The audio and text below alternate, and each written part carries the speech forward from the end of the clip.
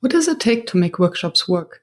And how can we facilitate collaboration that sticks and leads to results?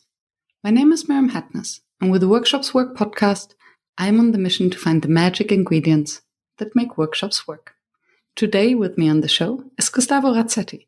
After episode 26, he's back for 126, and we talk about psychological safety, but in a different way than you would expect. So stay tuned.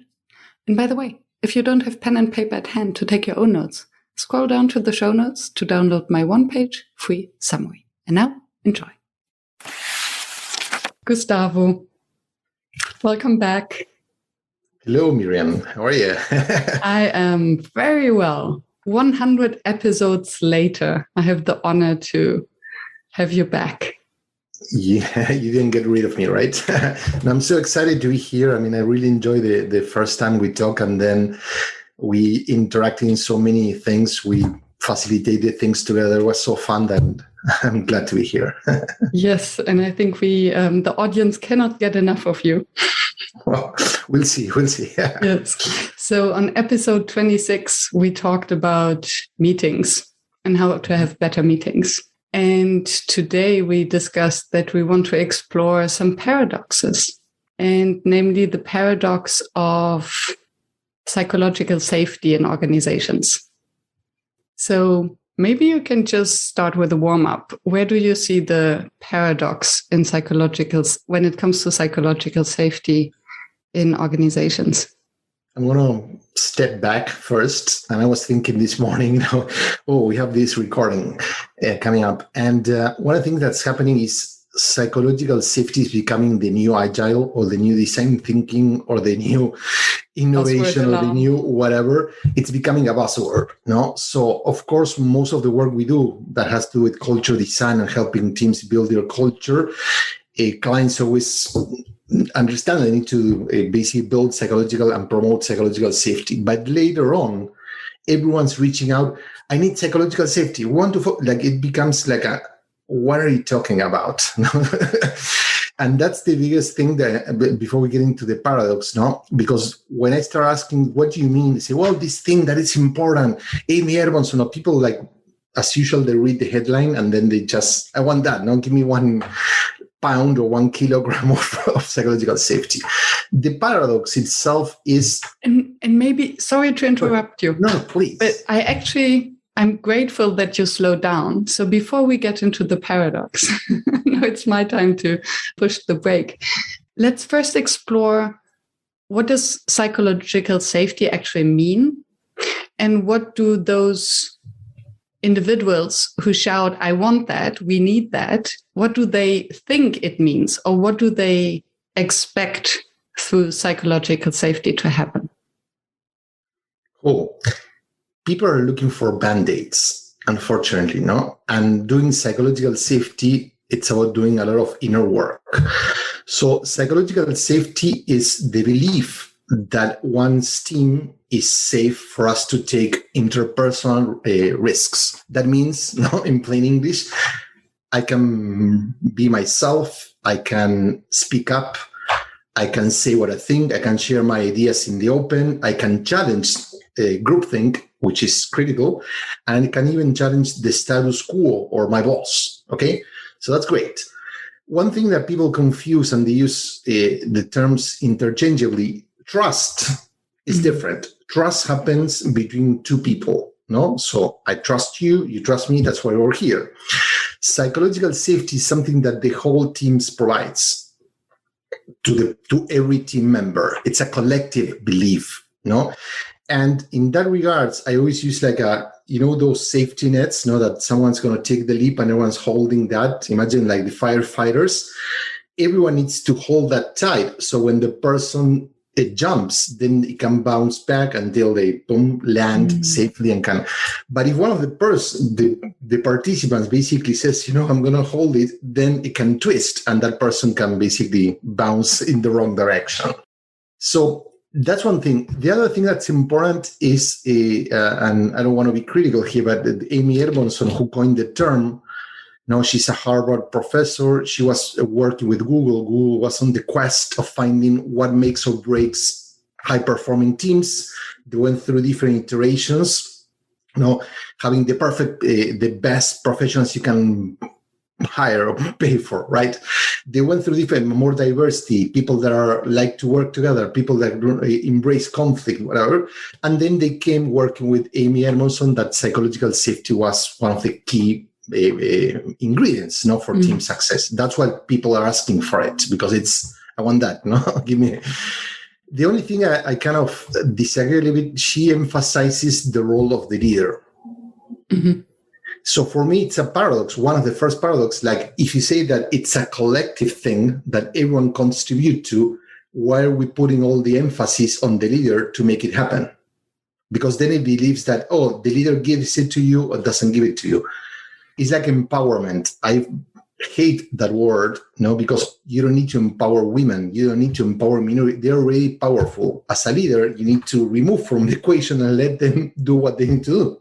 Mm-hmm. So you need to give them freedom and you need to give them authority.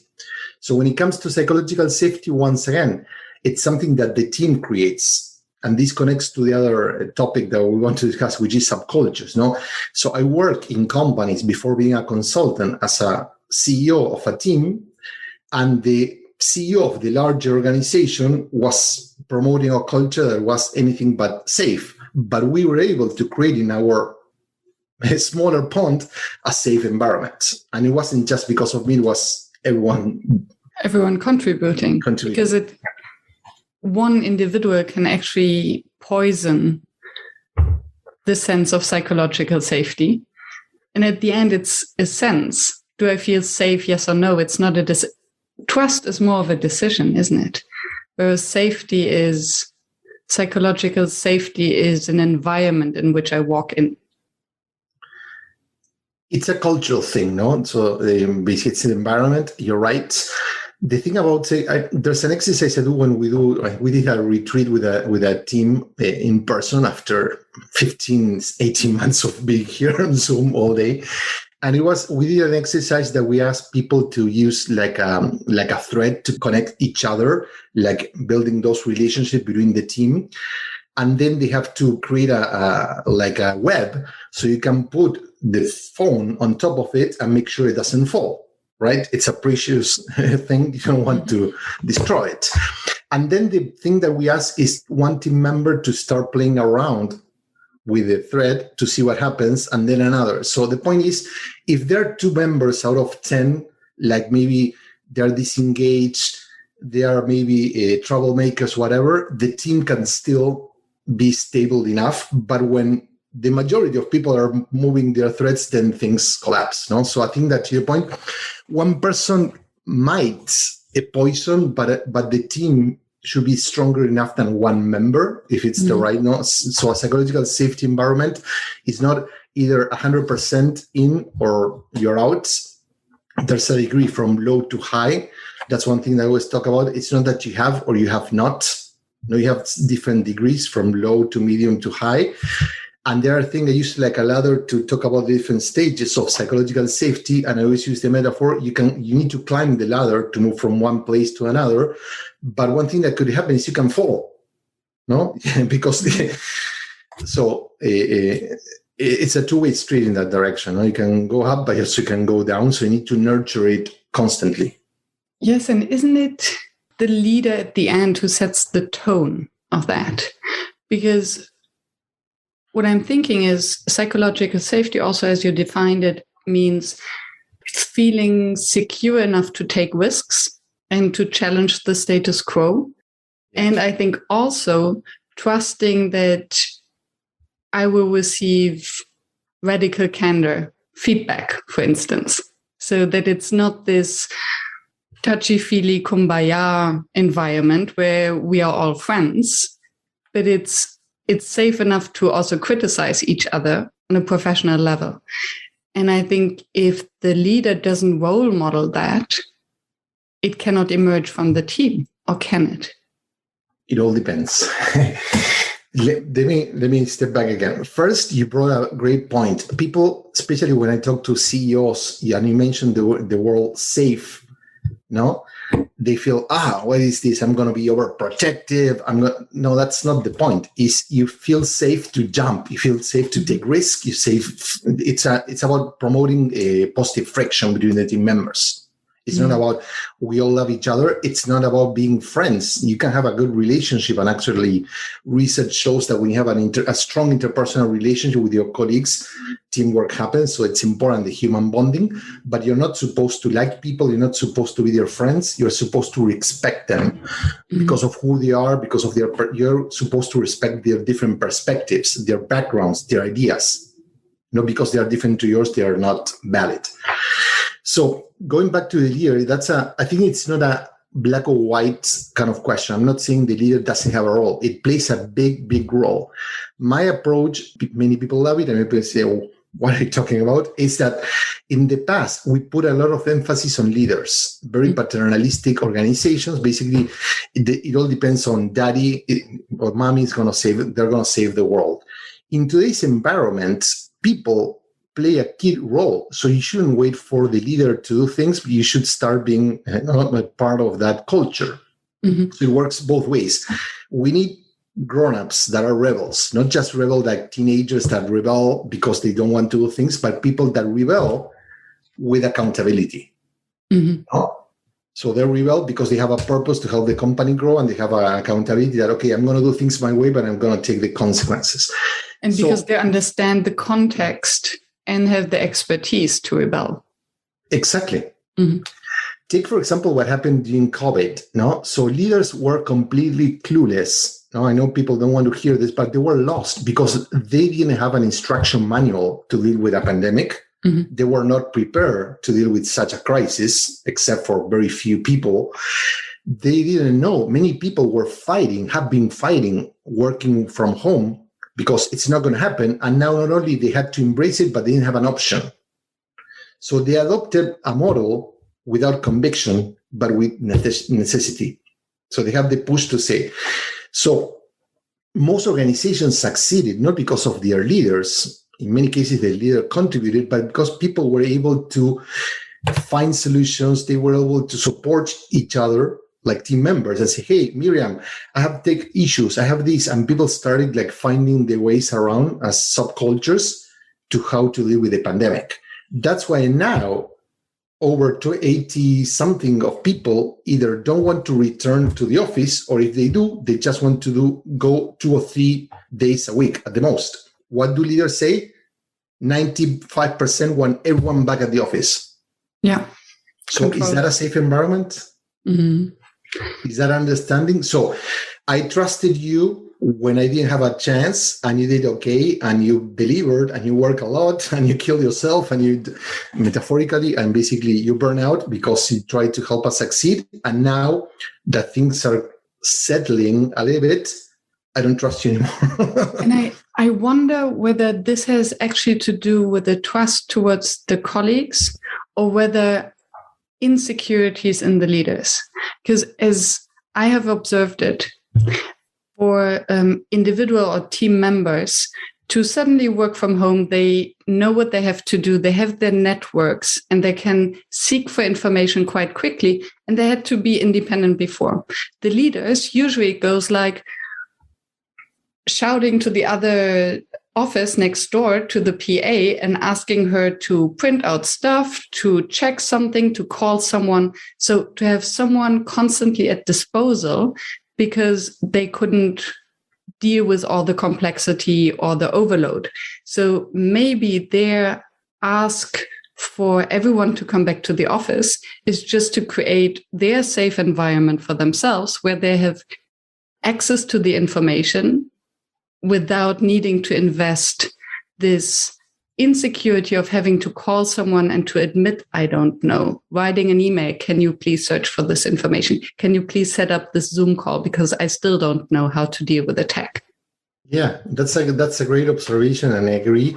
I mean, they lose the power of being in control, that people go to their office, no? I want Miriam here, bring her, and Miriam, yes, boss, what do you want? Now we have a Zoom call. We are all like a little rectangle we're all like, and to your point, they have to print on their own house. They have to do everything. unless they ask their kids or spouses to do that for them, and that's an issue. And also there's lack of trust on themselves first as leaders. So I'm going to still be respected and treated as the leader when I'm just another rectangle on a Zoom call. If people don't see me all the time, are they going to basically value my role, or I'm going to become accessory, an accessory? And there's another thing that many leaders confuse presentism. I need to see my people with people that basically are going to be rewarded or promoted or whatever, versus focusing on the outcome.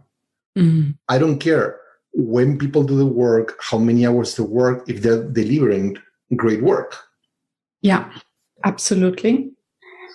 And then I wonder whether it's then the psychological safety that actually the leaders need more for themselves and not so much for their teams. Because then also to tie it back to the subcultures or subgroups, for a team member, they have access to their mates and they create their subcultures.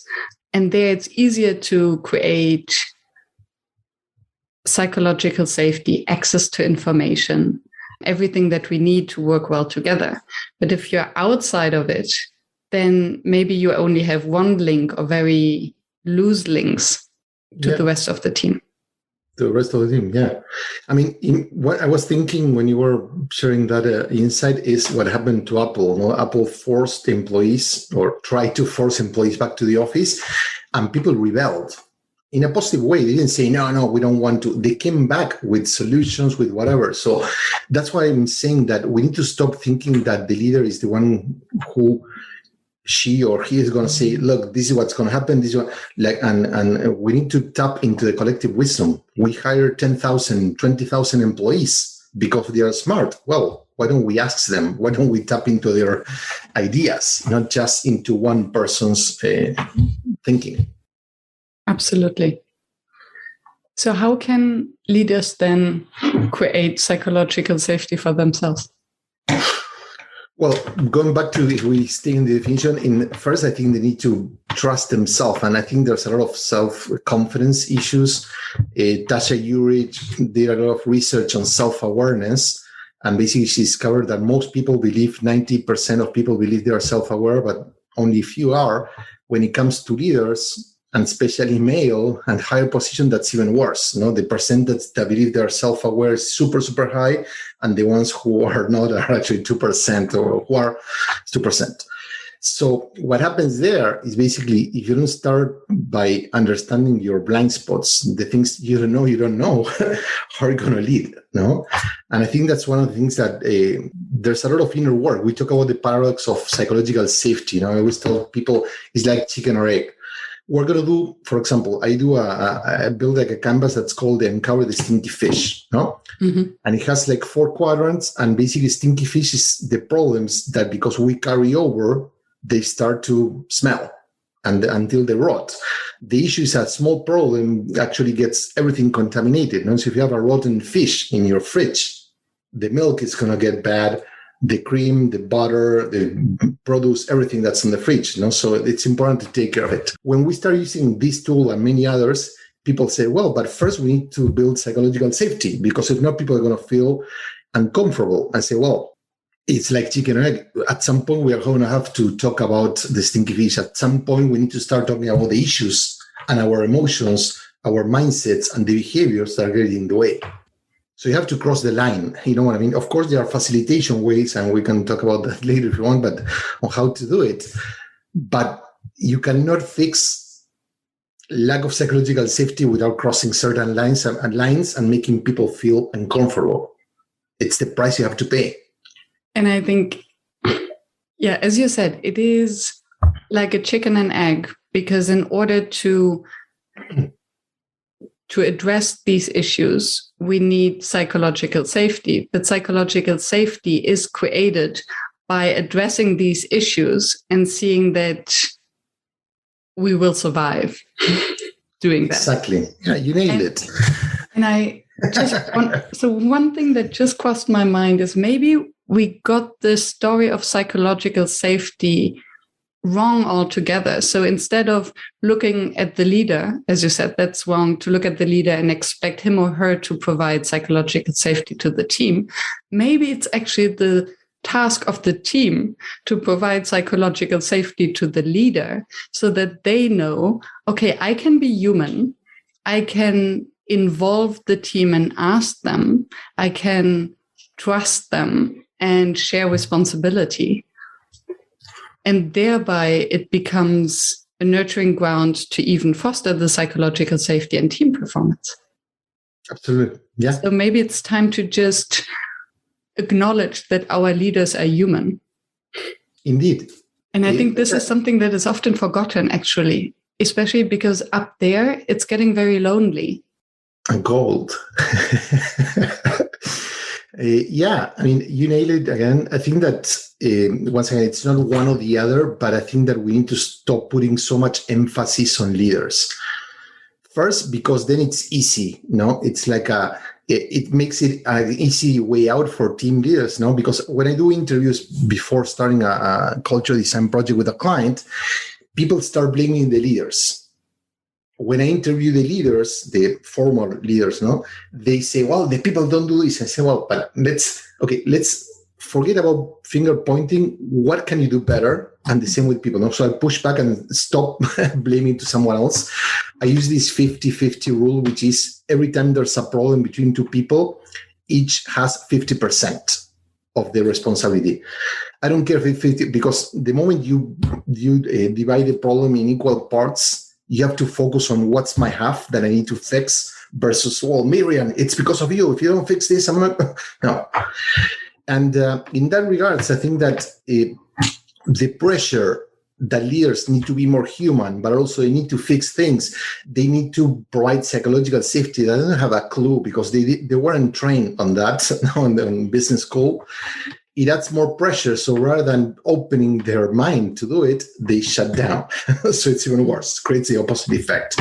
From a team standpoint, it makes it easier because people say, well, if my leader doesn't do this, then, and I say, well, you're a grown-up, going back to the grown-up rebels, you're being paid a lot of money. I was facilitating an executive team retreat. All people were C-level, right? And at some point I had to tell them, and of course, this is at my own risk as a consultant, because they can say, we don't want to work with you because no. And I say, guys, you are behaving like a middle management team. Stop waiting for the CEO to fix everything. You are their direct, you're the tribe. You should be also doing stuff. You have issues with what the CEO is doing. Have you ever told this person that? No, well, I'm afraid. I say, well, so it's easy to bend when people say the water cooler is great for team building, I would say, no, the water cooler is where the worst thing of culture happens, because people get after the meeting around the coffee machine or the water cooler and they start talking, criticizing each other. And so we need to own our part too. It's like I tell my kids, we as parents need to make sure that we provide the right environment for you to grow and whatever, but also, what about you? What are you doing? And if you see something that you feel that my own behavior or my wife's own behavior is not the right one, well, speak up. Don't just criticize. Or do you have any idea? What can we do better? What would you do? Yeah. But then again, we run into the problem so you spoke up. So you felt either safe enough or at least brave enough to speak up, despite the risk that they might say, how do you speak to us? We fire you. We don't want you to be our consultant anymore. But for this to happen, for team members to speak up and say, okay, I am willing to own my half, and this is my half, but this is what I observe, what's not working. Isn't it psychological safety that we need there? Yeah, but once again, where do you get started? You need to start it. You need to start there. It's not saying, hey guys, here's psychological safety. Now you have to do the inner work, and it takes courage from the leader, right? But also it takes courage from people. And I always tell people, like when we're doing brainstorming, finding a new idea, and they say, well, now give me the idea that you're willing to lose your job for. No? I love that. When they say no, they say, we're going to pick one idea. Are you willing to sacrifice, you put your job at risk because you think your idea is so great? I mean, entrepreneurs, they start a company and they quit their jobs too because they believe in their idea. So when they work in a company, everyone says, this idea is great. My boss doesn't see the value. Stupid. What? I say, okay, are you willing to put your job at risk because of this idea? Oh, no. I say, well, then it's not good or you're not convinced. Either way, it's not going to work. If the idea is not good, it's going to kill. And if you have a good, not so good idea, but you're not convinced, it's never going to go anywhere. It's a really good one. Want to change things, we need to stop going back to that relationship. We need to stop thinking as leaders as superheroes, and we need to stop thinking about employees as victims of ugly leaders. You know what I mean? Mm-hmm. Because it's giving people an easy way out. I blame it in the video, when they say people don't leave jobs, they leave bad leaders. I say, well, but yes, but I've spoken up my whole career since I was 18 and started working. I remember I was 21. I was put in front of a CEO of a global company, multi-billion company, and the guy started saying to me, I say, hey, hello. And I challenged his thoughts, and no one told me. No one told, nothing's going to happen to you. Just say it, and the guy looked at me, almost crushed me. But then at some point he said, well, I think you're right. I'm going to sit about that. And my boss looked at me and said, oh, my God. Yeah, but on another point, I lost my job once. I was the CEO of a company, and I went to the chairman. He wanted to play politics and make me do something I didn't want. And I said, I draw a line, and off you go. And I said, well, but we talk a lot about purpose, we talk about values, a lot of things, but then people don't act on them. So I think that psychological safety also connects to that, who you want to be as a person. No, so you want to stay silent and be a bystander and see things. I mean, when someone is sexually harassing an employee, or they are discriminating, or they're being assholes, or they're being disrespectful, or they're being whatever, are you doing something as a team member, or just saying that? I'm going to give you an example. I was working with a large bank in this country. I'm not going to name them. I'm not going to mention the name, of course. And I've been working for many months with a team of very, very senior executives. Project, super excitement, being tested, everything was in the right direction until, well, now we need the final buy-in from the ex-CEO, I don't know. And the people were scared. We're not talking about interns, entry-level employees. We're talking about very senior people, right? People with 20 plus years of experience, earning millions of dollars, whatever. They were scared about dealing with their boss. So I say, guys, what's going to happen? Well, if she pushes back, she was, and basically what I'm going to do on my own. I say, well, that's the point. Psychological safety is the power of the team. So I told them, like, every time you're going to have a conversation about these projects, don't address it on an individual standpoint. Go together. If she calls you because you're the head of technology, bring the chief marketing officer, or bring whoever all together. And if she wants to kill it, say, we're all going to resign. Are you willing to do that? And they did. They didn't resign. They did, you know what? We stand by this together. We're a team. And then at some point she said, you know what? I never seen a team that are so convincing. So I'm not seeing what you're seeing, but probably it's my fault. Go ahead with the project. Awesome. So the team built psychological safety to confront their manager together. Two things came to my mind. One is the concept of integrity. I rarely hear or read about integrity in the corporate world. So, meaning that I say what I do and I do what I say. And I think if we would show more integrity, this creates trust and psychological safety eventually, because we get this certainty. I think when we think of the human brain, we feel unsafe if we don't know. If we're afraid. Yeah. We're afraid of something maybe we cannot even put our finger on. And I find it striking, that's the second thing, I find it striking that adults are afraid of speaking up, afraid of their, air quotes, leader. So how can we shift the focus in this public conversation from buzzwords like psychological safety to a key concept of being human and a reliable team member, of integrity? Honesty, no? Yeah. Mm-hmm. I haven't read a single article about integrity in the workplace. Yeah.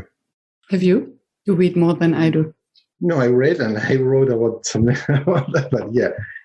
I think there's inconsistency between what people say and what people do. And that's one of the key things of psychological safety, because I prefer a boss to say, you know what, I'm going to make the final call. No, whatever you guys recommend, it's going to be on me. Perfect. That's safer than I was saying, no, your opinion counts. We want to hear what, and then he's going to do whatever. So be honest. Yeah. Yesterday, someone asked me to record a video. They're working with the cultural design canvas, the tool I have for mapping the culture.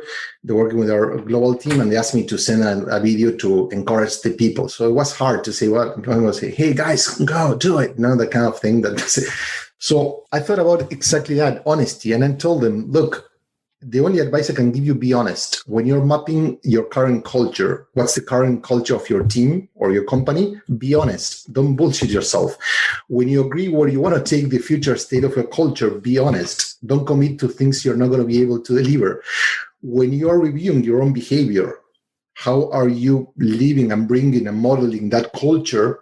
Be honest about it. No? When you commit to the changes you're going to make, be honest. Don't bullshit your team members. So I think that sometimes it's better to agree on 5% incremental changes, being honest and delivering, than promising things. I mean, trust and psychological safety the same. Deliver on what you promise. No? There are two types of trust, and this connects to psychological safety. One, trust is more head trust or a rational trust, which is Miriam capable of running a podcast? Does she know how to ask the question? Is her microphone going to work? Is she going to show on time? All the things that are more operational. And then there's an emotional trust. No, so when I'm not here, no, I go and fix a glass of water, and Miriam stays with the audience. Is she going to start talking trash about me? Is she going to? Oh my God, this guy! You know what I mean? So these are the two things that happen in the team. Do I trust my colleagues that they're going to do a good job, basically performing their role as a designer, as a QA analyst, whatever they do? Are they going to do it great? Do they have the skills? That's one part. And the second part is that person going to have my back? You know, so that's the thing that we need to do.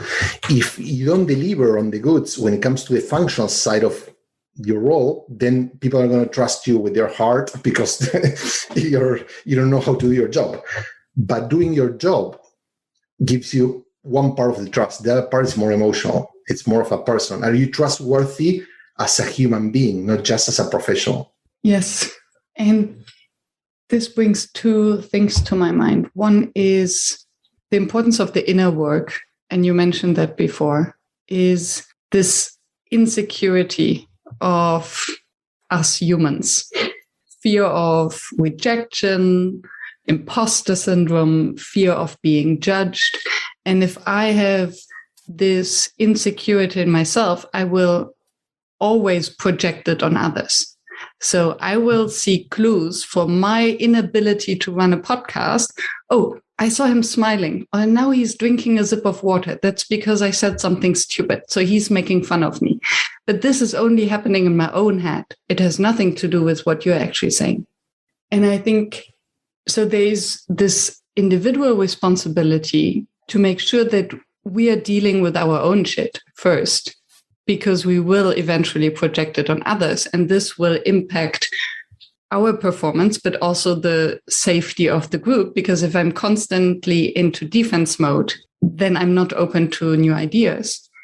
And with that comes then the connection, the emotional connection between team members. And I'm not talking kumbaya, I'm talking about a deeper level of trust, that if two human beings don't connect to each other on a human level, they will never be able to hear each other's words. If I'm afraid of you, my brain is so busy with making sure that you won't kill me that I cannot listen to what you're actually saying. Absolutely. And I like the idea of what's in our head. You know, sometimes I tell people, like, ask No, don't operate under assumptions. So you think that there are persons laughing at you or doesn't care about your idea or is dismissing your thoughts. Ask. Maybe you're wrong. Maybe you're right. Maybe the person didn't realize, or maybe they are busy or they're so worried that it's not about you. No? So when it's personal, it hurts. Ask questions is very important. One thing we do when we're working with building psychological or promoting with the teams, that's why I always tell them, like, you cannot do it without the effort, without the inner work, and without going through very uncomfortable path. This is going to hurt. If it doesn't hurt, you're not growing. It's like your body when you're a teenager and start the bones not to stretch well, it hurts. I can remember that happened many decades ago, but you get the point. I was running an event with a session with a team. And even though I always clarify, if you hire me and my team, and we're going to be facilitating the experience, we need to have the floor. We need to have the room because things are going to happen and we know how to deal. And at some point, we're going to create a little bit of a lot of discomfort on purpose. And at some point, there was a person that didn't want to participate in a very simple exercise that everyone was sharing. And I started pushing nicely, saying, well, okay, we want to hear from you. Well, maybe later I say, well, this is the time, everyone's sharing. If you don't share, first, people are not going to understand who you are or where you're coming from, but also they're going to feel that you don't trust them. Everyone open up. And if you don't want to, so it's going to backfire. And the CEO jumped. You shouldn't pushing her. And she started trying to protect the employee. And that creates an even and safer environment. It's like another thing that people don't want to talk about. I hate, maybe it's a very bold word, but the anonymous thing, We're going to send, when companies, you were talking about ethical crisis and lack of issues, with companies, we're going to send an anonymous survey and say, well, anonymity, except for very special things that there's maybe people are stealing money or there's sexual harassment or very sensitive topics, it sends the message that the culture is not safe. So we're going to keep it. We're not going to tell who says what because, so we are sending the message that it's not safe. So it backfires. On the other hand, most anonymous surveys, they only open doors for people that are really, really disgruntled or that are not happy or whatever to throw more shit into the company rather to actually open up. Because once again, if I have an issue with you or you with me or you with Tom or Martha, whoever, you need to start discussing issues with the people that you have the problem, not sending it to HR. Yeah. Talking about let's remove leadership. The team members need to address their issues in the open, not with the leader or HR being involved. Yeah. And this brings me back to something you mentioned earlier is don't assume, but ask questions.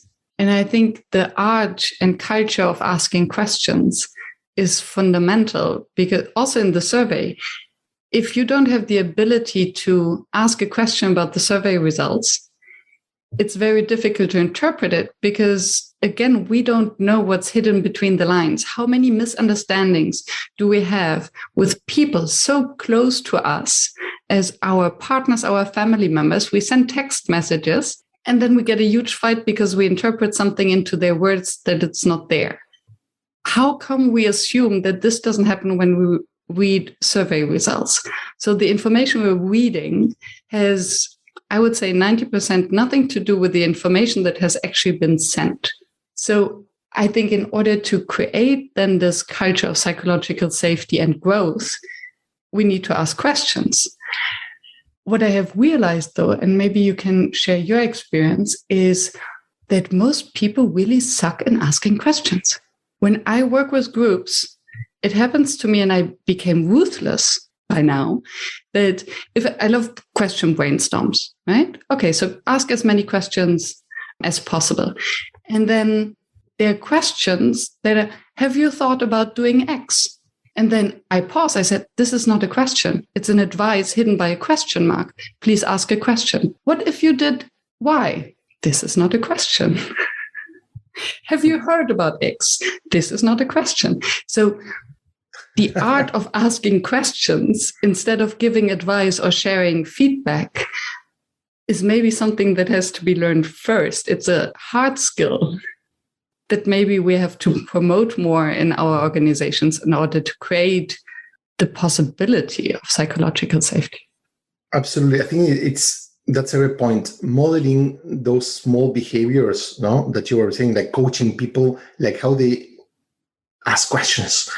There's a decision-making method, I don't know if you're familiar with, which is called integrative decision-making or consent. No, people confuse it. It's not consensus. And it has different stages. And one of the stages is when people make a recommendation, I want to make this decision. The first part is that people ask clarifying questions. It's not questions, it's clarifying. So I don't understand the proposal. Have you considered? So basically it's about getting information. And then there's a second round in which people react. Oh, this sounds crazy. We're going to lose our clients. I don't get it. No, but to your point, when people mix reactions into questions, no, either they are using the questions to share what they say versus saying it, or they are giving an idea or opinion versus asking a real question. So it's important to separate, no, both for sure. Hey, since you are listening to this podcast, I was wondering whether you get enough opportunities to exchange, practice, and experiment with other facilitators. Have you heard of the Never Done Before Facilitation Festival? It's a 24-hour global event that is co-created by its participants and delivered by some of the most popular Workshops Work podcast guests. Visit neverdonebefore.org for more information. Use the code WORKSHOPSWORK to get a 20% discount. The festival starts as soon as you join. Now, back to the show. It seems to me that actually creating real psychological safety and this culture of challenging each other is so complex and starts at so many different levels. It seems as if it's best to start on a group level, on a small scale. So this means amongst peers that already share a common mindset. But then we risk to run into what's called silos that don't communicate with each other. So how can we solve this puzzle that on the one hand, we need smaller groups to create psychological safety, but if we have all these small groups that feel safe with each other, we're talking about silo organizations that don't function either. Mm-hmm. Good point. First, we need to make a distinction because people get confused. Now, I talk a lot about the power of subcultures. When people talk about culture, they think about the overall company culture, like if it was monolithic. First, yeah, it's important to design a company culture, but the company culture is also the result of the sum of all the subcultures that exist. So a silo is silos are subcultures. But not all subcultures are silos. And this is a critical thing. When you crack that, then everything makes sense, hopefully. Why? We as human beings connect strongly and stronger to smaller groups. So if you think about your family, you have a strong connection that with your fellow country people or with the global population. Mm-hmm. Right? And that happens at a team level. If I spend most of my time working with you and with 3-4 other people, which are the team member, and we participate in meetings, we share stuff, we work on Mira, blah, blah, that's our team. Most of the experience that I have of what the company is all about, it's how we work together. Right? Mm-hmm. And even our leader, maybe it's not even feel as part of the team because maybe we see our leader once a week or once every 2 weeks or even less. And remote teams sometimes every 3 weeks. So this subculture is really important. Of course, it needs to be connected to a larger culture, right? So if you have a purpose as an organization, all subcultures should be aligned in what's the larger purpose that we're trying to achieve. But then when it comes to how we want to work, collaborate, how we give each other feedback, how we want to meet, if we want to work on Mondays, Tuesday, Wednesday, remotely at the office or a mix, that should be decided by teams. And this is the tension what we're seeing now. Not only that, subcultures can be playing grounds for experimentation, can be maybe this team is working with one model, the other team with different model, and then we can learn and cross-fertilize how the people work. Or rather than a few people, 2 or 5 that are there at the top, very far away from the people that do the work, deciding what's best for them. That's what happened at Apple, like I mentioned before. People rebel, not because they want to, but because people were making a one-size-fits-all mandate for everyone to address work versus saying, okay, you guys run this, you other guys run the other project. Why don't you tell us, what have you learned 18 months into the pandemic, working from home? What are the best practices that we can apply? And how can we start testing new ideas of how the future of hybrid work would look like versus coming from top down? The same happens at psychological safety. Think about, for example, the lead, like the SEALs teams, those military... Navy SEALs?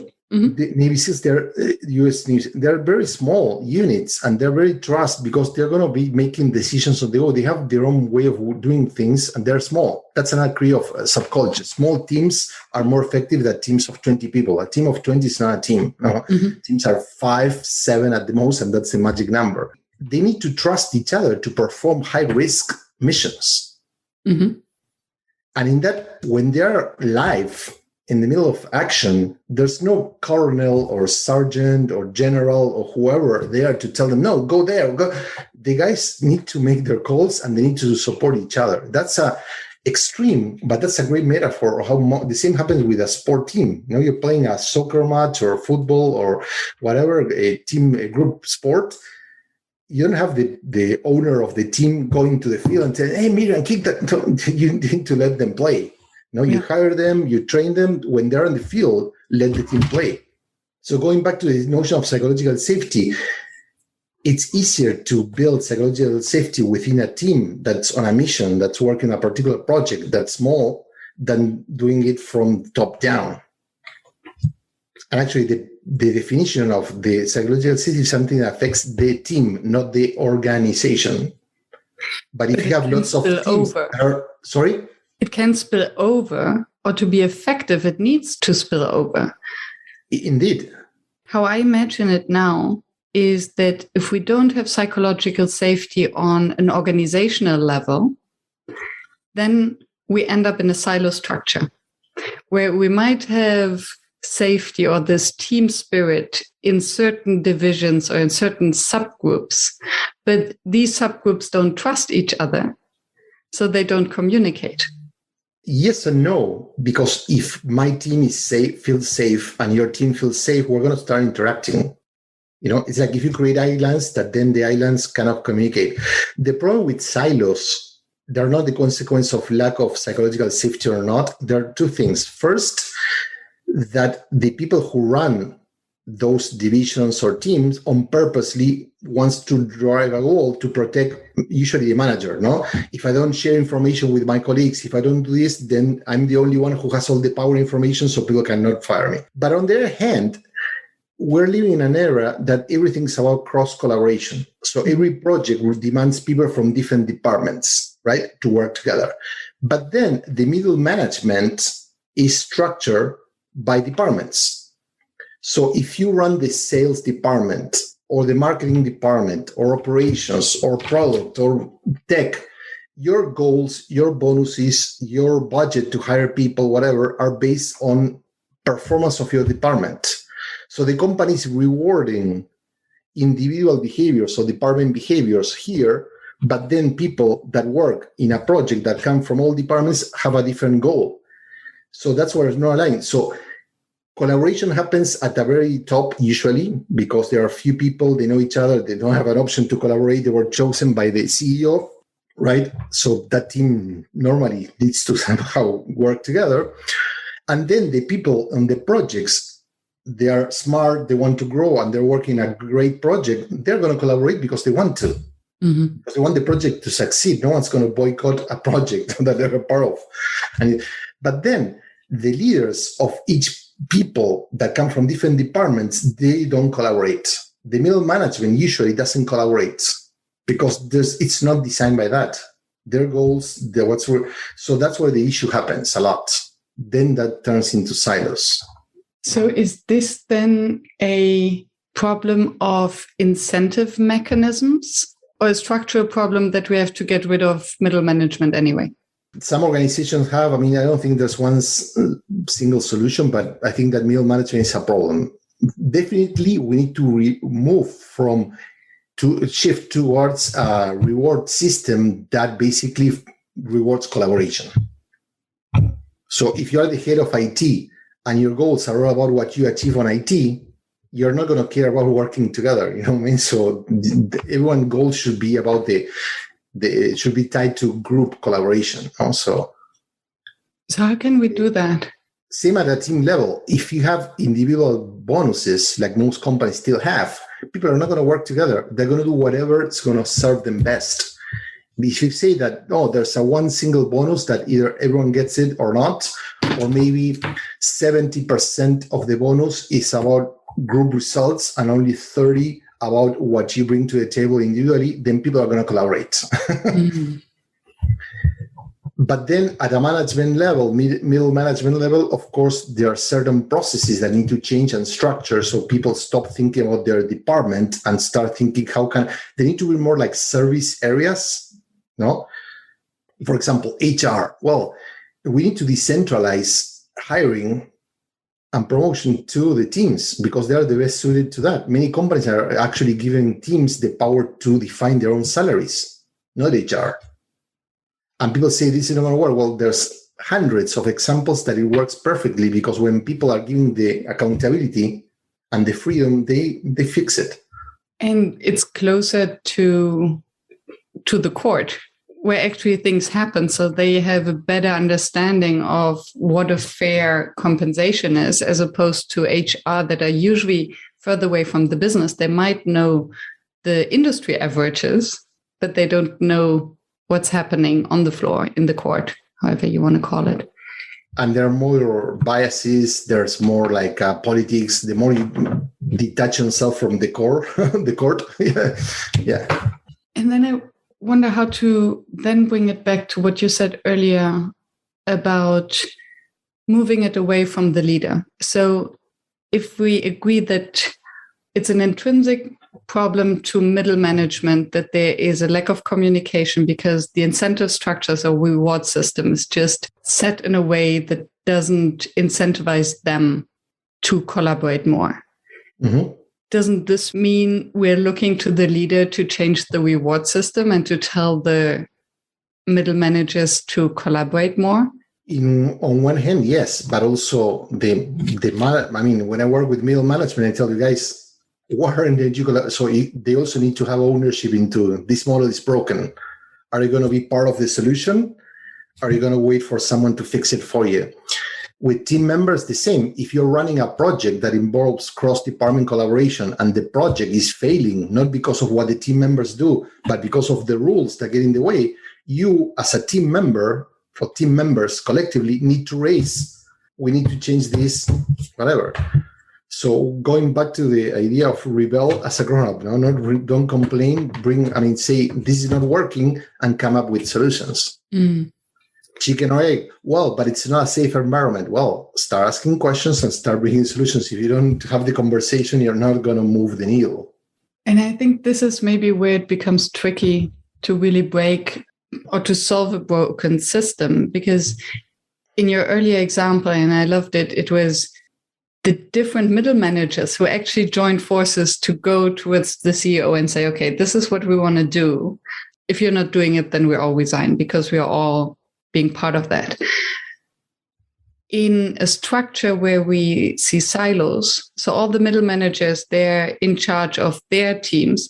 The teams can form an alliance and come towards their manager to ask for a change. But the middle manager who's actually competing with the others, where does he or she get the alliance for to actually change the system? So this becomes very lonely. It's hard, but once again, no one says it's easy, but you want to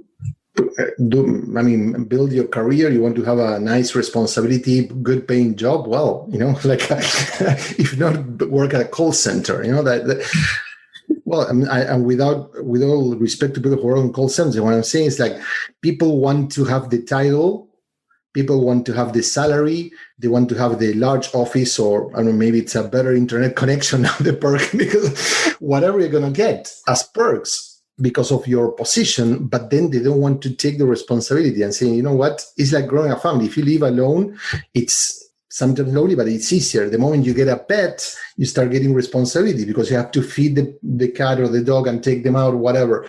The moment you get married or you have a couple living with you, then you have to start sharing things. If you have kids or you bring some in-law to live with you, things get more complicated and your responsibilities grow. It's a decision. So you cannot be a formal leader without that. And if you're not ready, well, then stay at that higher level. Yeah. In many companies, people are promoted because they are good at doing something. No? So let's say you have a facilitator within your team that's doing a great job, and people love it, clients love it, and then you say, well, now you're going to manage a group of 10 facilitators.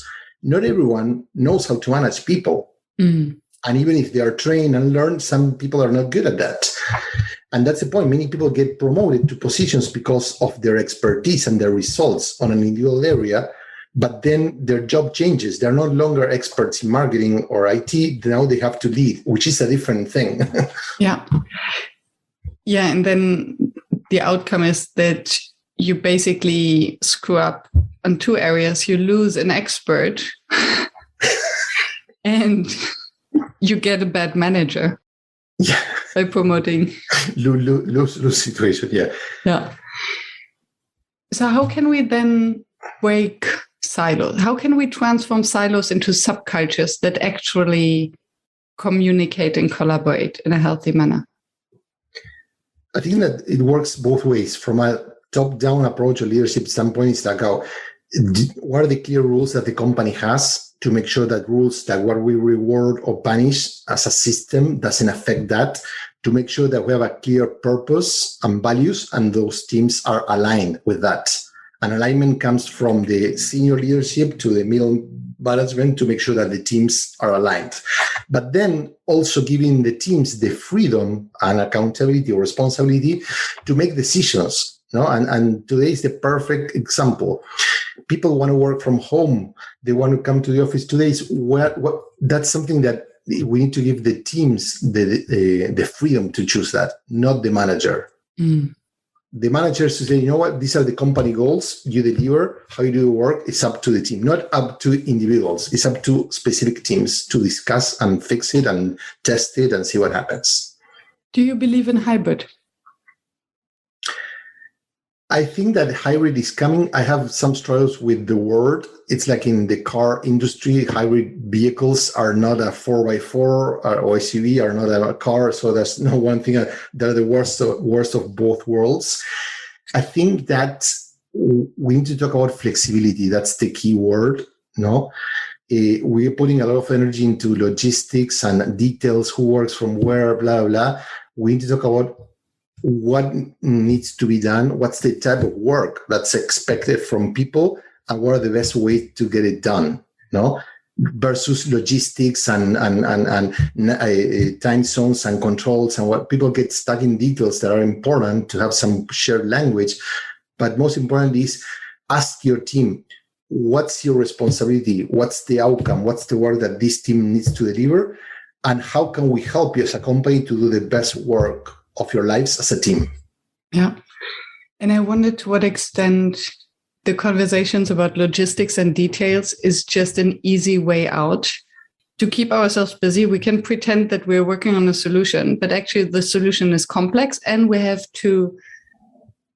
might have to confront ourselves to conflict, because some might want to work from home and others want to go back to the office. And in order to make sure that we don't have these difficult conversations, let's talk about Wi-Fi connections and on which days we're going to go to the office. Yeah, but that's how, I mean, you are an expert on the field, but that's avoidance too. When that's avoidance. Yes. When you don't want to discuss the real issue, you know, it's like when people say I'm busy, well, you don't want to confront your problem, so you're just jumping from one thing to another. So companies are avoiding difficult conversations, more strategic conversations, by talking about minutia and logistics and little things, you know, like having CEOs of companies, instead of talking about the big picture, talking about, no, people are going to come Monday, Wednesday, and say, what? Are you office manager or are you the CEO of the company? Like, I mean, I hear lots of people asking questions, reflecting, what have you learned? What worked? What didn't work? What are the new challenges? Like, they're not changing their mindset. They're approaching a different challenge with the same mindset that they had before. The office was overhyped. I'm not saying no, it's important to have an office, but we need a different type of office, not an open space with people having their desk and doing work without talking to each other. No, we need to design more collaborative spaces. People are going to share desks, now because they cannot have their space, rather than taking all their decor and pets and little things that they used to have and pictures. Well, that's gone for many people, and so how's going to work? Especially now that we have the opportunity actually to plan the next move. It's not that we'll be suddenly hybrid or suddenly back to the office. It's something that will happen gradually. So we have the opportunity to actually plan and think of the purpose and what might be the best solution or implementation for a specific context. Yeah. Unfortunately, I mean, at least what I'm hearing, a lot of people reach out, large corporation, and the approach is, no, we have a committee of people. I say, well, have you asked people? Are you decentralizing the process? No, we are asking, we fill in a survey. Like, this is not a survey, this is not asking people what are the expectations. First, because you're going to end with a lowest common denominator, no? Because this team wants to do this team wants, and when we merge all the information, then it becomes like it's not going to work for everyone. But the model is not changing. I think that from a culture standpoint, how are we designing? You mentioned back to the office, hybrid work, working from home. Those are like boxes. We don't need boxes. We don't need a new model. It's not about, but the moment we say, what's our plan to go back to the office, you're immediately thinking in terms of versus how we're going to do work moving forward. What office do we need for what type of work now? What type of home environment we need for people? And we start changing the conversation versus back to the office. That feels no, and people say, no, we shouldn't go. No, it's all remote. It's all hybrid. They're fighting for positions versus to break the models and design a new one. Exactly. And then instead of starting from a blank canvas, what have we learned from the pandemic? And what do we need? What are the best of both worlds that we want to bring together into a new world? And instead, everyone seems busy writing and asking about what hybrid means and how to implement hybrid. And this, sounds like avoidance.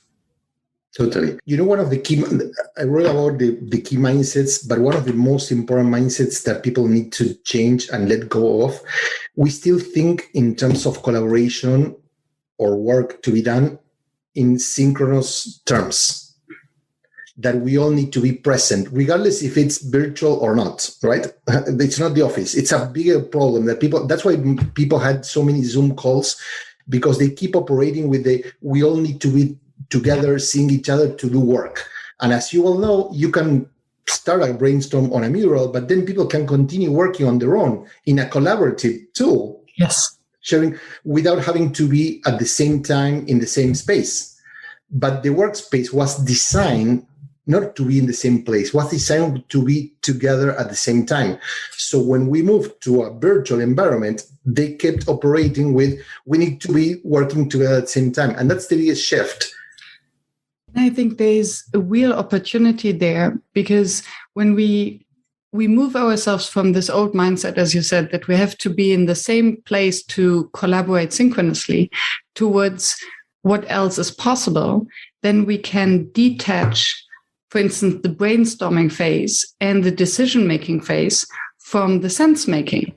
So for brainstorming, we don't need to sit in the same room or to be in the same Zoom call. We need access to the same mural.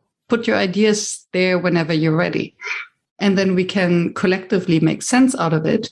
And then we can let it rest and take the decision another time, or even asynchronously via voting or whatsoever. And I'm sure that better decisions would come out, because it's not that you're approaching the end of the workshop and everyone is tired and hungry and just want this to end, and therefore might agree or not go the difficult route.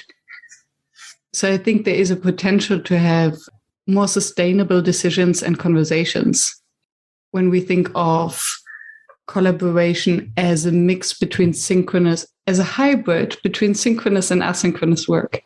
Yeah. I think that maybe it's also, now that I'm hearing what you're saying, it's more of a continuum. Synchronous, asynchronous. It's not a hybrid. Means like I'm merging two things to create something versus understanding what mindset do we need. I mean, we were experimenting a lot with silent brainstormings, even people are saying, and people are able to come up with in 5 minutes with so many ideas that then are shared and whatever. There are so many great things happening. So I was also, one of the things I particularly struggle facilitating the most, because I struggle too. I made a lot of was with brainstormings. Yeah. My first brainstormings, months of facilitating brainstormings virtually, fully virtual, were really not good. And I was super disappointed. And at some point say, well, what can I change? Versus saying, brainstorming, people are telling me, are writing to me, you don't know, brainstormings, they need to happen in person all the time. Yes, but they're also good. And then by shifting certain practices and things, now brainstormings are, wow, we're getting results in 20 minutes that are, oh my God, this is amazing, or 15 minutes. So what have you learned, or what have you observed that doesn't work? One thing that we get stuck a lot, and maybe people are going to say, this guy is crazy, but yeah, sure, is the idea selection. That's the most critical thing. So I'm going to table that for a second. But first, the silent brainstorming before people share, that has changed everything. So not only you're neutralizing loud voices and that stuff, but also people. Then I ask people to share just one idea. Don't share all the ideas. Share what's the idea that you love the most, or the idea you're willing to lose your job, you're willing to die for. Well, that's it. And then sometimes I say, guys, we need to choose one. And sometimes I push them to choose one idea. I basically say, you know what? We spend too much time in debating whose ideas win versus once we adopt as a team one idea, put the energy on fleshing it out. So sometimes I say, you know what, we're going to go with that idea because I think follow my gut. But then when we go into developing the idea and fleshing out and going through a structure, and everyone, because it doesn't feel it's Miriam's or whoever, it's everyone's, then the end result, it's not the idea that was selected, it's something else, but much better.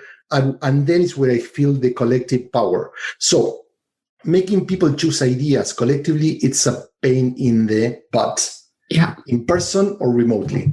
So I learned to shortcut that. Brainstorming collectively, it's usually, I went to Stanford, this school, the design thinking, all that stuff. And I was trained to basically do a method that's great for extroverts. And people, not only extroverts, but people like me that like to talk to think. While people that need to think to talk. Yeah. They don't. So the silent thing has balanced that energy. Cut down the selection part, and then the magic of the group that can happen in person or can happen virtually is put the energy of the team into fleshing it out. I love that. That's what I'm doing. But thank you. Working a lot. Thank you so much for pointing that out. I love it on so many levels. So I totally agree that the ability to use a whiteboard, a digital whiteboard, and have this silent brainstorm is just magic. I now think that we don't have to do this in the same room, but that's a different topic. And when you said that, okay, what is the one idea? You save the group from the risk again to avoid taking a stance and just get busy with insignificant discussions. I mean, the time we need to collectively cluster. And then what are we doing with the clusters? What do we learn? If there's nothing to learn from the clusters, then don't cluster. And finally, what you said about the one idea remind me of the Warren Buffett process of prioritization. He says, write down 20 things that you want to do, and then group them, put them into order, and have the first 3 you're going to do, and the other 17 come on the avoid at all costs list. Because these 17 other things that you want to do will distract you to actually work on what's really important. So the real danger is, if I use kind of this idea, Warren Buffett idea for your selection of ideas and brainstormings, is by not focusing on this one idea, we avoid, distract, and lose energy and momentum instead of really going deep on what matters. Yeah. I love that. We get caught in conversation. One thing that I struggle a lot is in the sharing. No, when people need to share an activity that they do in a breakout, they want to share everything. So I always tell them, like, not only I'm going to give you time, and when the time is out, you're out of space to share, but also I learned, because I usually tell them, you have 1 minute, 2 minutes. People don't know how to think in terms of time, because that's why we're bad at managing our times, because time slips. So I tell them, tell me in 1 word, tell me in 1 sentence, tell me in 1 paragraph. No, so that gives them a little bit of a. But I think also when I do a start, stop, continue, people work in 20,000 things. Share 2 post-its from each, or 1. No, so that has helped a lot. Make things easy, because people need to make choices. Sometimes they just share it. It's like a brainstorm. I mean, there's a lot of crappy shit. I don't want to know. Don't tell me the process. Tell me once again, focus on the outcome. Tell me the hybrid, flexible, asynchronous culture is more about don't tell me what you're doing, like status meetings. People get together to share what they're doing. I don't want to know what you're doing. Tell me where you are. What's the obstacle? What's preventing you from doing what you need to do? And how can I help you? That's it. The rest, I don't want to know. So I'm getting excited with it. I totally share your excitement, and my neurons are just firing up, because I also got to realize why we're brainstorming in the first place. I think of Seth Godin's quote, "Good ideas come from bad ideas, as long as there are many." This means that we are brainstorming to just retrain our muscle to get as many bad ideas out, so that the one good idea can pop up. Yeah. So the rest is just collateral beauty that's actually not needed. There's And one thing I did once, I don't know, build on that is build an axis on mural or imaginary axis. On one hand, put ego and impact. No. So say, when you choose an idea, do you want to choose an idea that's going to please your ego because you created, or because it's going to make you look good or whatever? Or it's an idea that's going to create a big impact, going back to what's the problem we're trying to solve? No? That helps people, like, oh yeah, talking about psychological safety. Oh. On the other hand, I wonder, I still think that the breakout session, and that's why I love the breakout session. So let them brainstorm in silence, and then let them blabber in their breakout sessions. Because I think there is a social bonding process of sharing your ideas. And if someone prefers to read out every single post that they have created, then let it be. But at least, as long as everyone gets to speak. But then coming back from the breakout and then being very precise. Okay, in your breakout, what is the one idea that you want to push forward? And don't tell us all the details of your breakout discussion, because that's your bonding, safety, trusty, touchy-feely kind of space. That's yours. But after X minutes, you're thrown back out of it. And that's why I love online meetings. I think they're so much more effective because there's a clear timeline. Yeah, indeed. What else? Uncover everything you wanted. It seemed like a abrupt stop suddenly. Yeah. Okay.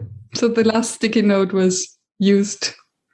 Yeah, exactly. We ran out of out of air.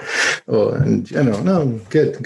Yeah, we went a bit longer, but sorry for that. I like that. It was on my bucket list to experiment with long form podcasting. Okay, that's it. Because I'm a big Joe Rogan fan, I must say, and I think that the first half hour of a conversation is always a little bumpy because you might have ideas that you want to share, but you first need to get into the flow. Yeah. And then after an hour, you're in the flow.